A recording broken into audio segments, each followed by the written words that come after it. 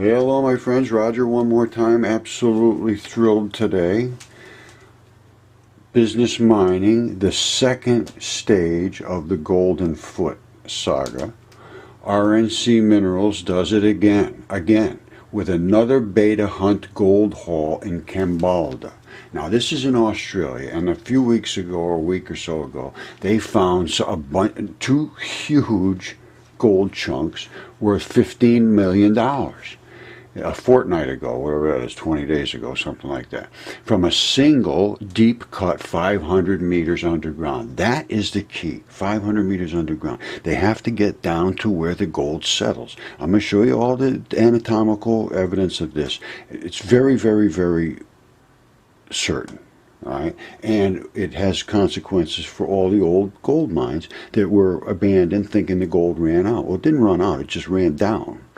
All right, now, they just found another one, a precious stone, after development restarted after the first announcement. The specimen stone weighing 43 kilograms, that's 86, 90 pounds, something like that, estimated to contain 1,100 ounces of gold, valued at another 1.8 million after the first 15 million. It was recovered after work resumed underground at the Beta Hunt gold mine. Now, the stone, along with another piece weighing 7 kilograms containing another 190 ounces, will be taken to the Perth Mint. They're finding it now. They just started. I'm going to tell you right now, that is just scraps.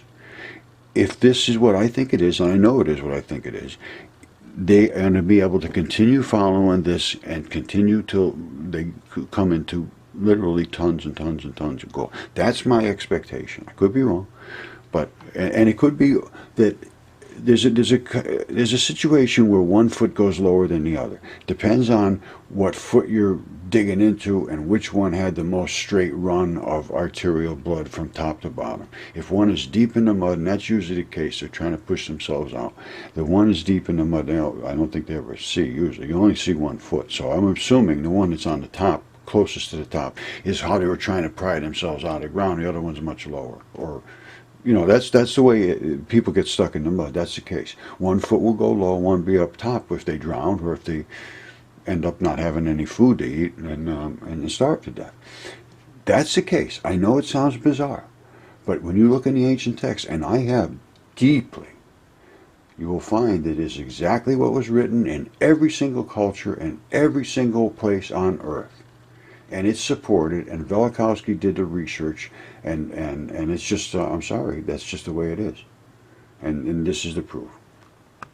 Okay, in order for you to understand about this gold and about these giants and all this business, you have to open up your mind and look into Africa, and then look at what you see in front of your eyes, and then allow your mind to understand what you're looking at. And in this case, it's a giant dragon, and that is the dragon's head. And if you go on Google, you can look yourself. There's some stuff coming out of the dragon's mouth. And this is the same exact thing you see in all of the Chinese pageantry and so forth on the side of the dragons. And this is the dragon's throat. And those are all dragon scales in that dragon's throat.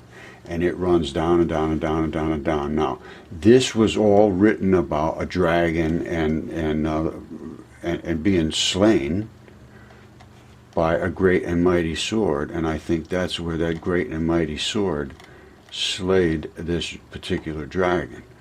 And this dragon is absolutely enormous and did not die that long ago. That's the effluent from it. My point being is that these things were written about in the ancient past, and they have always been considered to be silly. This is the end of his tail. Well, it's not even the end of his tail, but it's where we can easily see the dragon scales and the running off of the effluent of a decaying, decomposing body. That's, any coroner will explain that to you, what it is. And this is where it flares out to be about the end. Now, it's over 1,000 miles long. So, and then there's, of course, this giant fish. I did not make these things up. They're here. You could go on your own Google Earth and look. Do some research, because this is very, very, very curious. And it is the things that everybody has discounted. Nobody has looked at this had looked at our ancient past with the kind of eyes that you can have now, understanding, you know, look at this. This is what this dragon spit at the fish, and it killed. Well, I don't know if it killed the fish, but it certainly hurt him. It ate into his vital flesh right here, and that's the pink vital flesh in the scales, and that obviously has been impacted by whatever he dispensed at the fish. Now, my point being is these giants were so enormous that you cannot even possibly begin to imagine. So, when the gold is so deep, because they would have stuck their feet in the mud as they drowned during the Great Flood, and that's what I'm saying, and that's what it said in the ancient texts. It said everywhere. There was a huge giant flood. There was giants all over the earth. Every single culture talks about this. Every single one. And every single one says there was a flood, and nobody can explain this, and everybody's laughed at it.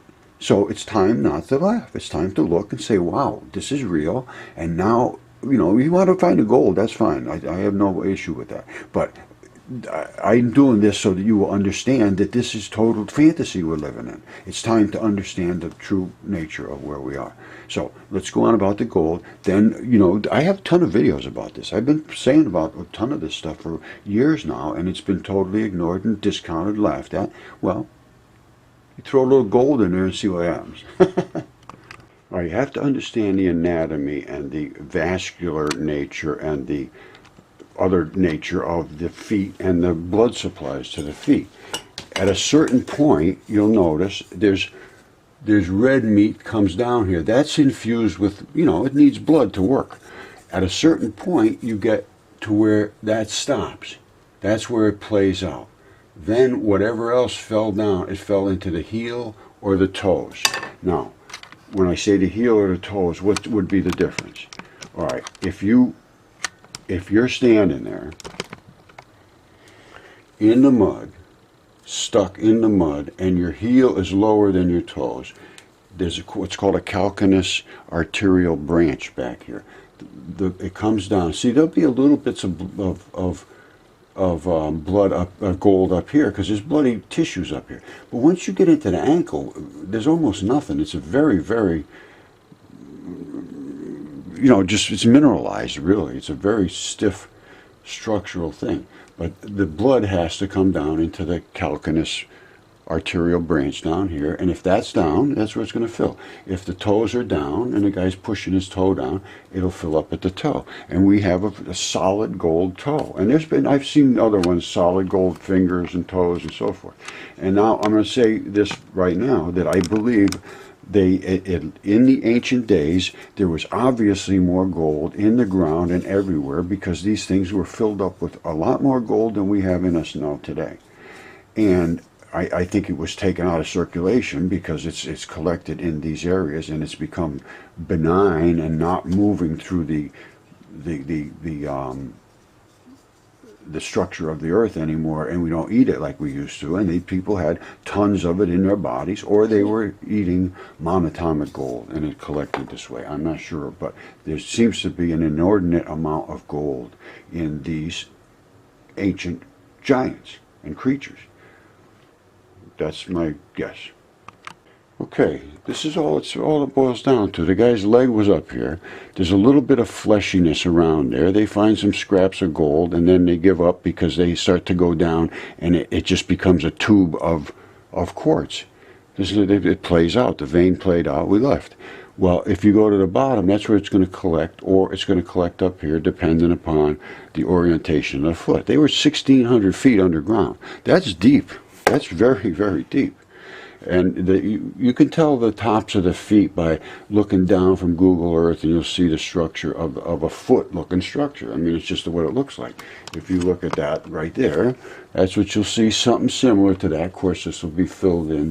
These creatures, I don't think, even had toes that were external. They're what they call no-toe. Well, I call them no-toes. We discovered them. Well, I found one years ago, and then they've been just popping out of the ground everywhere now. Thousands of them have been showing up. So it's something to take into consideration. Nobody's looking at this stuff until I really started saying, hey, look at this, look at this. I had to do the DNA test. I did all that stuff. 2012, I started on this. And it needs to be, we need to re-look at the Earth, and they just won't come around.